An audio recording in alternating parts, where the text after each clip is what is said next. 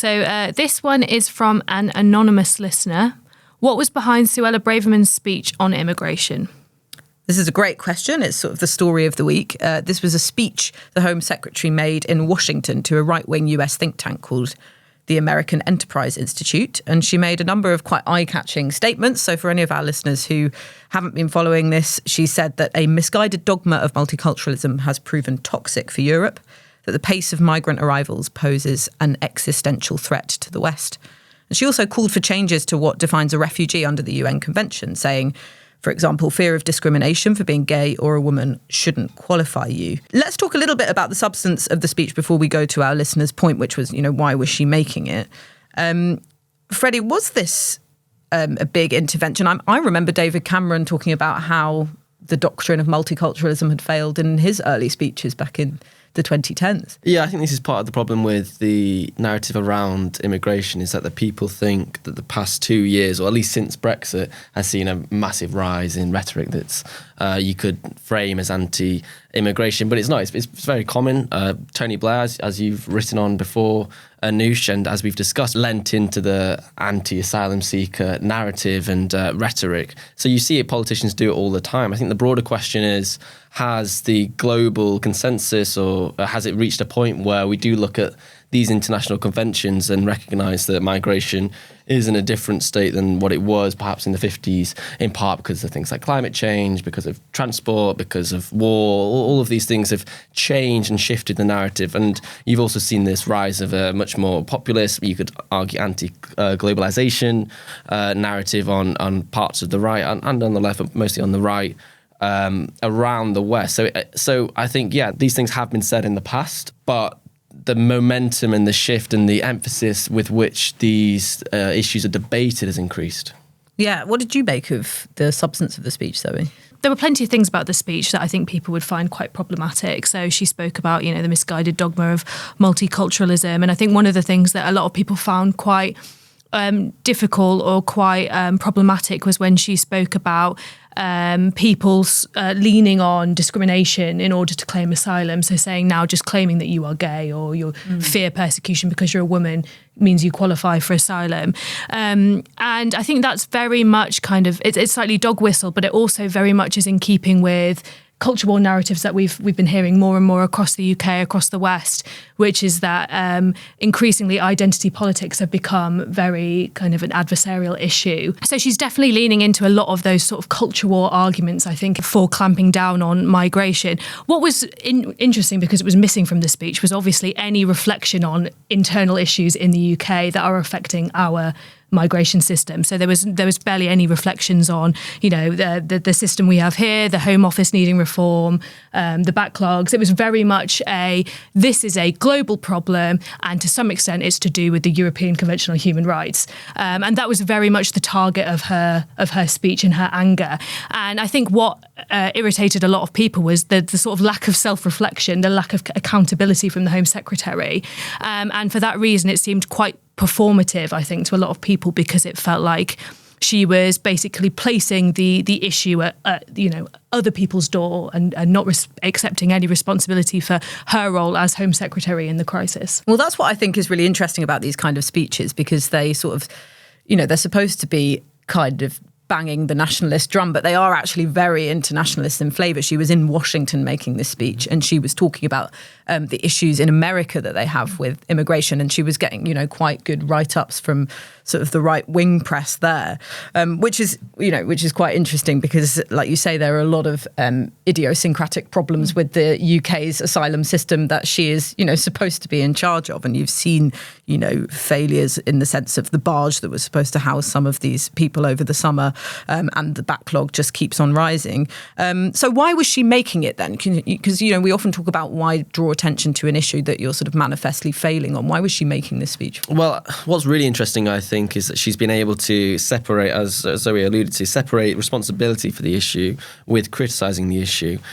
She's able to say that we need to solve this problem without looking at Conservative Party policy since 2010 or her own tenure as Home Secretary. David Cameron came in 2010 and said we need to get migration below 100,000.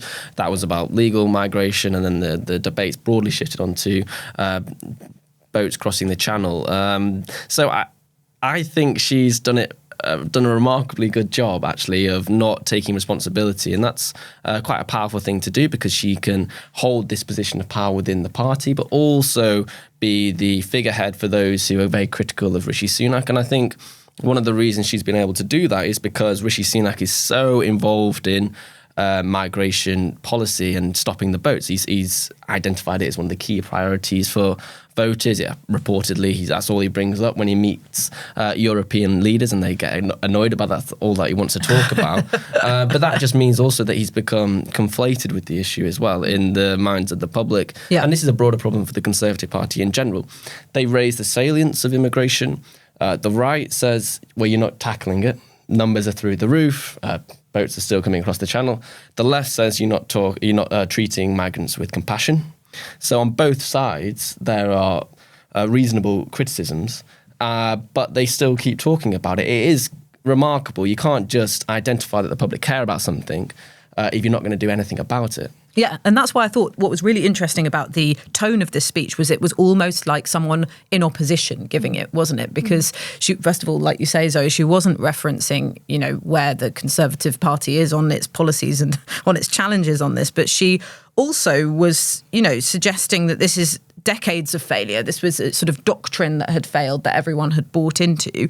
And that directly contradicts the government line on this. I went back to look at the Commission on Race and Ethnic Disparities that came out in 2021, which we spoke about on this podcast, and that celebrates the story of our country's progress to a successful multicultural community, a beacon to the rest of Europe and the world. So, I remember that paper was quite controversial at the time for sort of glossing over perhaps some of the systemic racism that campaigners were saying were an issue in the country, and the Conservative government were trying to paint a different narrative about multiculturalism in this country that was more positive. And she's actually going directly against that, but she's not in opposition. She's in one of the great offices of state, which made me think, and of course this is borrowed from Rachel Cunliffe's very good piece about how this was a potential pitch for the next Tory leadership race, she's going up against her opponents within the Conservative Party. Yeah, I'd absolutely agree. And I think we've seen this from Suella Braverman. She always seems to go just that little bit further than the government line on things. And it's interesting, Freddie, obviously you were saying that Sunak has become sort of, widely associated with his immigration policy. Plenty of other secretaries tend to take responsibility for their policy area, and Braverman has as well. But I think what's really interesting about this, because Braverman keeps hinting that she would go that little bit further than the government, the failure there does seem to lie at Sunak's door for a lot of people, because I think they think, those on the right of the party think, if Braverman was in charge, perhaps she would go further, perhaps she would do those things that they think are necessary to actually... And it's like Sunak and the others holding her back. Exactly. And I think she's managed to position herself in this way. And it's interesting, there was a little bit of back and forth about whether the Prime Minister signed off on her speech, whether he'd seen it, and it transpired that he had signed off on it. But even that discussion, being quite so public, really tells you quite a lot about the power dynamics between Braverman and Sunak. The idea that could she possibly have delivered this speech without Sunak's knowing? Is that something that's believable? Tells you a lot about where Sunak stands and how powerful Braverman is in the party. And we know she is. She's really the figurehead for the right, and she's holding Sunak's feet to the fire over immigration while simultaneously staying in the tent. Why does he give her such free rein, Freddie? I think it's because he doesn't think he can necessarily stop her doing so, as Zoe says. I mean, we've got to look back at the leadership election, the second one, when he effectively had to promise to give Suella Braverman the Home Secretary role, because she was not going to hit the threshold of 100 MPs, but she had a lot of support that he wanted to bring in. And it's always been a reflection of the fact that he tried to unite the party when he came in. He saw that Liz Truss had quite a stripped-down approach to bringing in loyalists, and he initially wanted to widen that appeal and stop the division that had brought down Liz Truss. Right. And then going back to Suella Braverman and her standing within the party, yes, she is, I think, the leading figurehead on the right. There are still lots of MPs on the right of the party who find her the most appealing. It's also worth noting that, as you saw with Liz Truss, there are many who are absolutely repulsed by her and will do a lot or as much as they can to stop her becoming leader. I remember even from the early days of Liz Truss's leadership campaign, there was a strong contingent within the parliamentary party who were saying, no, she is crazy, we don't want her. So I think you're going to see the same, if she does run, if we do see that contest, you're going to see the same dynamic play out. Secondly, I would say the conference will be really interesting to see I was going to ask about much support she has. It won't be as chaotic as last year's conference when Michael Gove was basically destroying Liz Truss's premiership, fringe event after fringe event after fringe event, and you just saw everything break down. It's not going to be like that, but you are going to see cabinet ministers trying to increase their support with the party membership, trying to get those headlines, and and it's this weekend, we should say, so, or I'll be heading up there. I think, Zoe, you're going as well. So it'll be really interesting to see how different cabinet ministers speak to the membership, and also what Number 10 does in response. Yeah, it's interesting that she made this speech just before Tory conference. And I know you say that this one will be quite different from last year, but she was the troublemaker there as well, among many. Among many, But, she was talking about benefit street culture, talking about how it was her dream to see a flight to Rwanda take off on the front page of the Telegraph, which, back then seemed controversial, but now doesn't seem controversial. It's one of the more Weird. sort of calm things she said. And, it was absolute mayhem. And she is probably one of those ministers that the Tory membership will queue around the conference hall to go and watch at any fringe events where she might say these outspoken things. So, I'm trusting on you two to go and watch her and pick up on anything. Thanks so much for watching. We'd love to know what you think. Please make sure you leave your comments below. And if you enjoyed watching this podcast, you can watch more of our videos on our YouTube channel. And don't forget to like and subscribe.